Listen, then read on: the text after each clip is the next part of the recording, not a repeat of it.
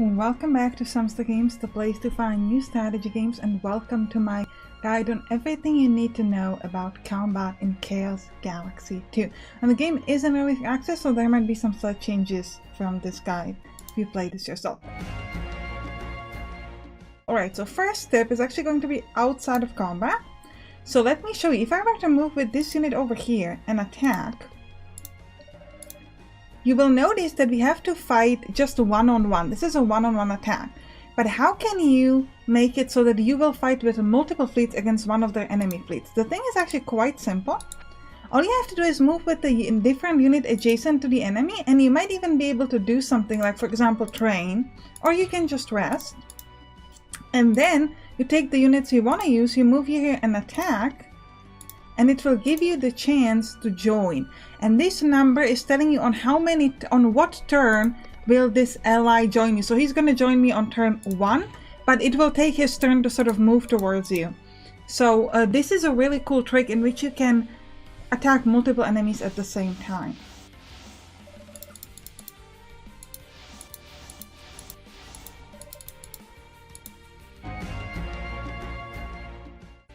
Alright, so now let's go through the basic, because it's not a proper guide if you don't do it, right? So each unit has power, energy, and morale.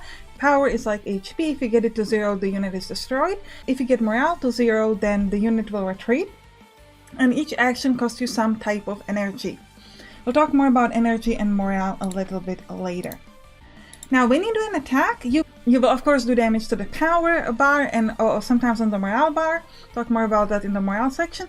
But sometimes you'll also see these gray and green bars when you attack a unit. What does that mean? So the gray and green bar is a part of the shield ability. So some units have an ability to cast a shield, and in order to use that shield to absorb the damage so they don't take any actual damage, they have to use energy. This is the green bar. The gray bar represents the durability of the shield. Essentially, if you do a lot of consecutive attacks, you might be able to overwhelm the shield and therefore cause it to fail. Alright, next let's talk about return fire, because this is one of the most important things about the game. So normally when you attack with a unit, they will hit you back. So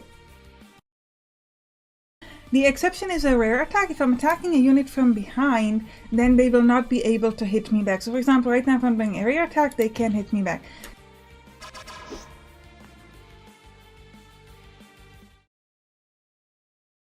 Now another exception to this is if they simply don't have range. So for example, this unit has just a melee attack with a range of 1.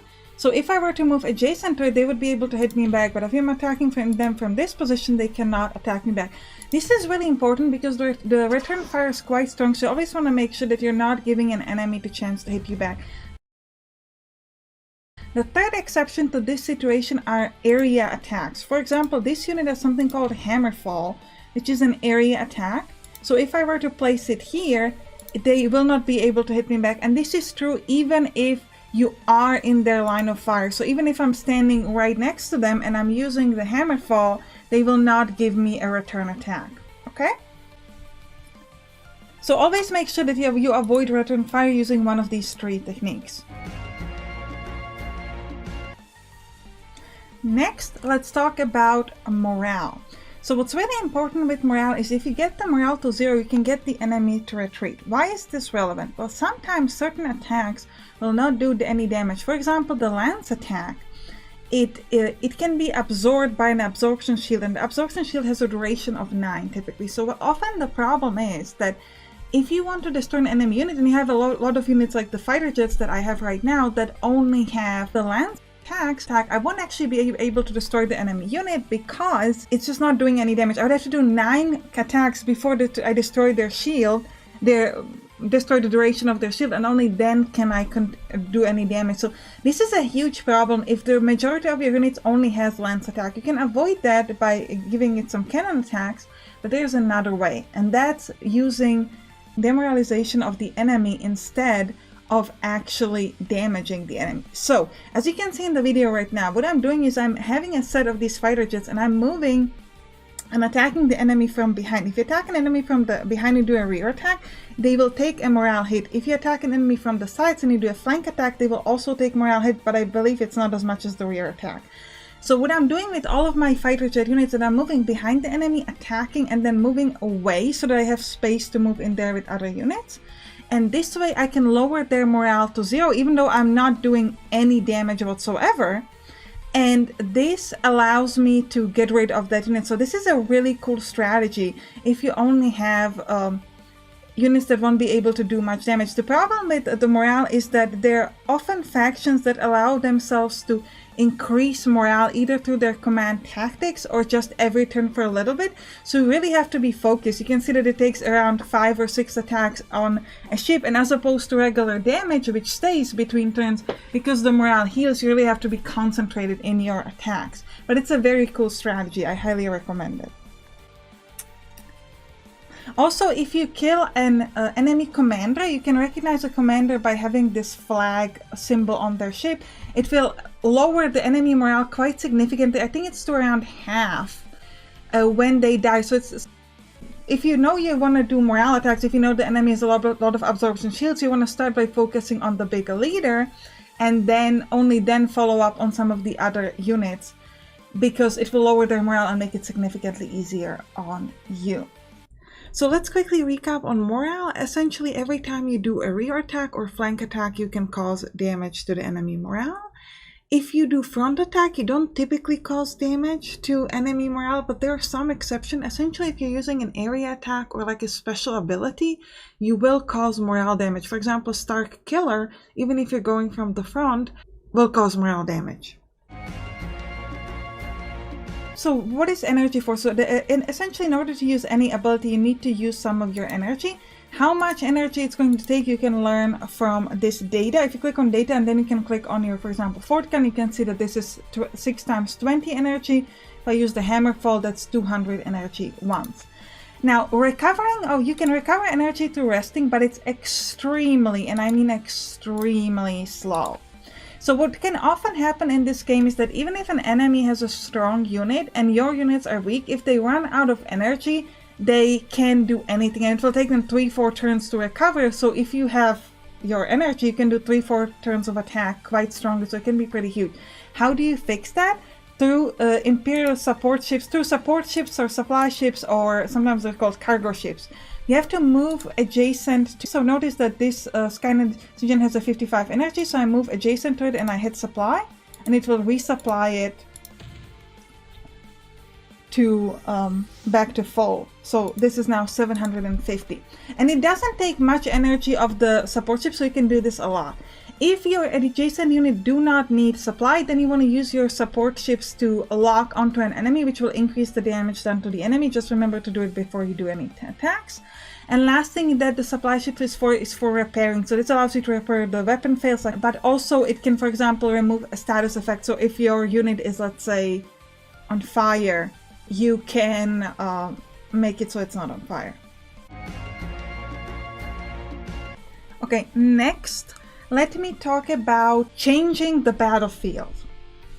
So you can change the battlefields to your advantage.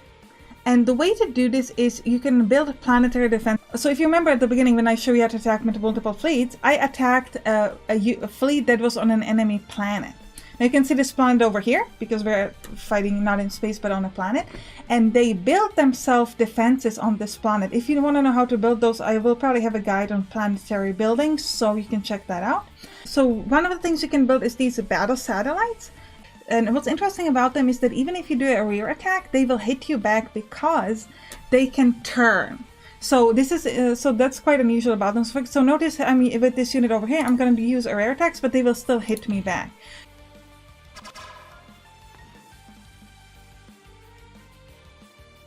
Oh, and also notice their morale is not changing. So the attack doesn't change their morale. Another thing you can build are these civil ports. This allows units to recover energy 30% per turn. I do believe this applies for my own units as well. I believe that works on anybody who steps on it. And this is pretty huge because if you don't have a supply ship, which for example this particular fleet does not, then standing on this is going to be super important. And the last thing you can build is Arms Factory, which is recovers power. So this essentially heals units.